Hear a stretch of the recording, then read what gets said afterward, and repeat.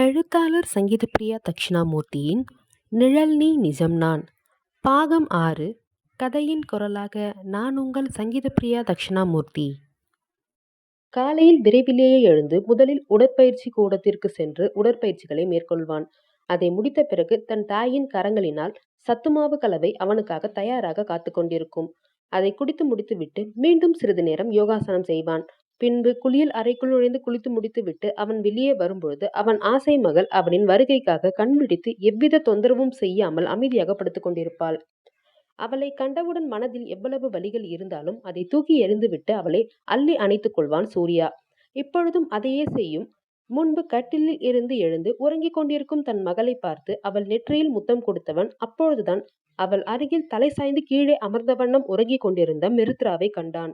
அவளை கண்டவுடன் அவன் முகம் தானாக இறுகியது. அதிலும் அவள் அப்படி படுத்து இருக்கும் கோலம் அவன் மனதிற்குள் ஏதோ ஒரு உணர்வை கொடுக்க அவளை அழுத்தமாய் பார்த்தவன் வேகமாய் கட்டிலில் இருந்து இறங்கி அவளை எழுப்பலாம் என்று நினைத்து அவள் அருகே தன் கரங்களை கொண்டு சென்றான்.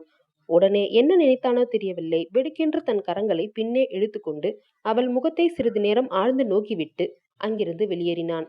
அவன் அறையிலிருந்து 2 அறை தள்ளி போனால் மிகப்பெரிய விசாலமான கூடம் போல் இருக்கும். அங்குதான் அவன் உடற்பயிற்சி செய்வதற்கான அனைத்து உபகரணங்களும் இருக்கும். ட்ரெட்மில்லில் ஏறியவன் அதில் ஓட ஆரம்பிக்க நேரம் செல்ல செல்ல அவன் உடலிலிருந்து வியர்வை வழிய ஆரம்பித்தது. அதையெல்லாம் பொருட்படுத்தாமல் தன் மனதில் இருக்கும் வலி வேதனைகளை மற்றும் கோபங்களையும் எல்லாம் இப்பொழுதே போக்கிக் கொள்ள வேண்டும் என்ற எண்ணத்தில் முழு மூச்சாக அவன் உடற்பயிற்சியில் மூழ்கியிருந்தான். வெகு நேரம் அதில் ஓடி முடித்து விட்டு அதிலிருந்து இறங்கியவன் இப்பொழுது தண்டால் எடுக்க தொடங்கினான். மரகதம் எப்பொழுதும் போல் தன் மகன் எழுந்து கொள்ளும் நேரத்திற்கே எழுந்து கொண்டவர் அவனுக்கு சத்துமாவு கலவையை தயார் செய்து எடுத்துக்கொண்டு அவனை தேடி வர அவர் நினைத்தது போல் அவன் உடற்பயிற்சி கூடத்தில் தான் இருந்தான். அதில் ஒரு பெருமூச்சை ஒன்றை வெளியிட்டு அவனை நெருங்கியவர் சூர்யா என்று அவனை எப்பொழுதும் போல் அன்புடன் அழைக்க அவர் குரல் கேட்டு எவ்வித எதிர்வினையும் இல்லை அவனிடம். தன் வேலையில் கவனமாக இருந்தான் சூர்யா. உன்னதான் கூப்பிடுறேன், உனக்காக அம்மா ஹெல்த் மிக்ஸ் கொண்டு வந்திருக்கேன், குடிச்சிட்டு போய் யோகாசனம் பண்ணு. இன்னைக்கு எப்பயும் செய்யறதை விட ரொம்ப நேரம் நீ உடற்பயிற்சி செய்துக்கிட்டு இருக்க என்று அவர் கூற அதை கேட்டு அவனிடமிருந்து எந்த எதிர்வினையும் இல்லை. அதில் அவருக்கே கோபம் வந்து விட்டது. சூர்யா, உன்னதான் கூப்பிடுறேன், உனக்கு நான் சொல்றது கேக்குதா இல்லையா? ஒழுங்கா முதல்ல எல்லாத்தையும் நிறுத்து. அப்புறம் நான் பேசிக்கிட்டு இருக்கிறதுக்கு இங்க என்ன மரியாதை இருக்கு என்று அவர் கோபமாய் கத்த அதில் வெடுக்கென்று எழுந்து நின்றவன், உங்களுக்கு என்னதான் பிரச்சனை? எப்ப பார்த்தாலும் ஏதாவது என்ன பேசி டார்ச்சர் பண்ணிக்கிட்டே இருப்பீங்களா? கொஞ்ச நேரம் கூட அங்க வாய் மூடவே மூடாதா என்று அவன் ஆக்ரோஷமாக கத்த அவன் கூறியதை கேட்டு அதிர்ந்து அவனை பார்த்தார் மரகதம். சட்டென்று அவர் கண்களில் கண்ணீரும் கோர்த்து கொண்டது. என்னப்பா பேசுற? நான் அப்படி என்ன தப்பா சொல்லிட்டேன்? இவ்வளோ நேரம் எக்ஸசைஸ் பண்றது உனக்கு நல்லது கிடையாது. எல்லாமே ஒரு குறிப்பிட்ட நேரம் தான் பண்ணணும். அதனால தானே சொன்னேன். இதுல என்ன தப்பு இருக்கு என்று அவர் தழுதழுத்த குரலில் கூற, நான் என்ன பண்ணணும் பண்ணக்கூடாதுன்னு எல்லாத்தையும் நீங்க தான் முடிவு பண்ணுவீங்களா?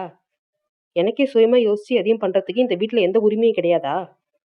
எப்ப பார்த்தாலும் நீங்க சொல்றதே நான் கேட்கணும்னு நீங்க இப்படி பண்றது எனக்கு சுத்தமா பிடிக்கவே இல்லை என்று அவன் கோபமாய் கூற அதில் அதிர்ந்து போனவர், நான் எப்பப்பா உன்கிட்ட அப்படி சொன்னேன்? இப்போ வரைக்கும் இந்த வீட்டுல நீ சொல்றது தானே நடக்குது. ஏன்னா நீ எது சொன்னாலும் அது சரியா இருக்கும்னு நம்பிக்கை எங்களுக்கு இருக்கு. உன்னோட கல்யாண விஷயத்துல மட்டும்தானே நான் உன்னை வற்புறுத்தினே தவிர வேற எந்த விஷயத்திலேயாவது இது வரைக்கும் நான் உன்னை வற்புறுத்தி இருக்கேன்னா என்று அவர் வேதனையாக கேட்க, போதும் நிறுத்துங்க, இதுக்கு மேல நீங்க எதுவும் பேச வேண்டாம். எனக்கு எப்ப பண்ணணும்னு அதுவும் என்ன பண்ணணும்னு நல்லாவே தெரியும். நீங்க முதல்ல இங்கிருந்து கிளம்புங்க என்று கூறிவிட்டு வேகமாய் அங்கிருந்து நகர்ந்து விட்டான் அவன். தன் கரங்களில் அவனுக்காக செய்து கொண்டு வந்திருந்த அந்த சத்துபானத்தை கவலையுடன் பார்த்துவிட்டு, என் மேல இருக்கிற கோவத்துல இதை கூட குடிக்காம போயிட்டான். இந்த பையனுக்கு அப்படி என்னதான் இந்த வயசுலயே இவ்வளவு கோவம் வருதோ எனக்கு புரியல என்று புலம்பிக் கொண்டே அங்கிருந்து நகர்ந்தார் மரகதம். மனதிற்குள் தன் மகன் பேசிய வார்த்தைகள் அனைத்தும் அவருக்கு கவலையை அதிகமாக்கியிருந்தது. வேகமாக அங்கிருந்து வெளியேறி தன் அறையின் உள்ளே நுழைந்து பால்கனிக்கு சென்றவன் தரையில் அமர்ந்து யோகாசனம் செய்ய ஆரம்பித்து விட்டான்.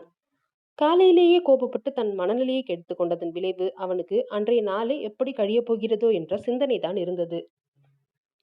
தன் கோபத்தை அடக்க இயலாமல் யோகாசனத்தில் இறங்கியவன் அதிலும் தன் கோபத்தை கட்டுப்படுத்த இயலாமல் தடுமாறி போனான்.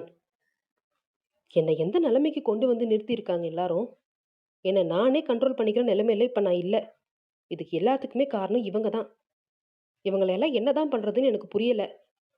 என்று தன் தாயை மனதிற்குள் திட்டி தீர்த்தவன் குளியல் அறைக்குள் புகுந்து குளிர்ந்த நீரில் தன் மனக்கோபத்தை தணிக்க முயற்சி செய்து கொண்டிருந்தான்.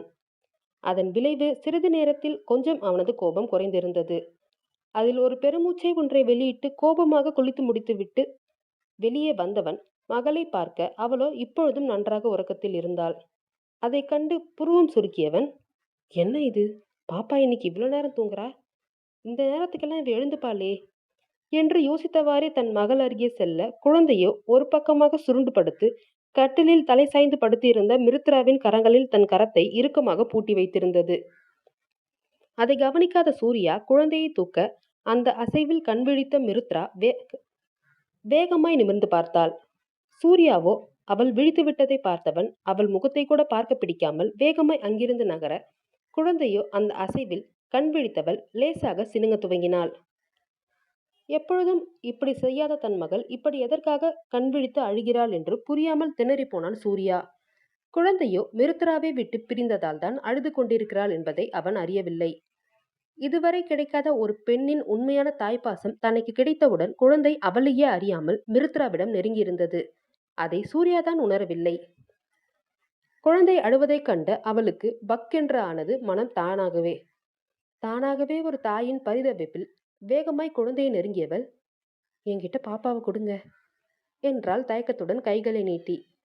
அதில் அவளை கோபமாய் முறைத்தவன், இங்க பாரு, நேத்து எனக்கு டயர்டா இருந்துச்சு, என்னால பார்த்துக்க முடியல. அதனால தான் நீ கேட்ட உடனே நான் உங்ககிட்ட பாப்பாவை கொடுத்தேன். அதனால எப்பயும் அப்படியே இருப்பேன்னு நினைக்காத. என் பொண்ணை பார்த்துக்க எனக்கு தெரியும். எனக்கும் என் பொண்ணுக்கும் நடுவுல நீ வராத என்று ஆக்ரோஷமாக கூறிவிட்டு அவன் குழந்தையை தூக்கி கொண்டு அங்கிருந்து நகர, குழந்தையோ மிருத்ராவை விட்டு விலகி செல்வதை உணர்ந்து மேலும் வீல் வீல் என்று கத்தி அழுதது. குழந்தையின் சத்தத்தில் அனைவரும் அவர்கள் அறைக்கு ஓடி வந்து விட்டனர். என்ன ஆச்சு? எதுக்கு பாப்பா அழுகிறா அண்ணி? என்ன பிரச்சனை என்று யாழினி குழந்தையை பார்த்து பரிதவிப்புடன் வினவ, குழந்தையோ மிருத்ராவை நோக்கி தன் இரு கரங்களையும் நீட்டி அவளிடம் தாவ முற்பட்டு கொண்டிருந்தது. ஆனால் சூர்யா அதற்கு அனுமதிக்கவில்லை. டேய், குழந்தை முதல்ல தங்கச்சி கிட்ட கொடுடா. அவகிட்ட போகணும்னு தானே குழந்தை தவிக்குது, அது உனக்கு தெரியலையா? எதுக்கு இப்படி அவளை அழுத்தி பிடிச்சி வச்சிருக்க? முதல்ல குழந்தைய மிருகிட்ட கொடு என்று மித்ரன் கூற அவனை ஒரு தீப்பார்வை பார்த்தான் சூர்யா. என் குழந்தை யார்கிட்ட இருக்கணும்னு நான் தான் முடிவு பண்ணணும் மித்ரா. அவகிட்ட என் குழந்தைய கொடுக்கறதுக்கு எனக்கு விருப்பம் கிடையாது என்று சூர்யா கோபமாக கூற, என்ன சூர்யா இப்படி பேசுற?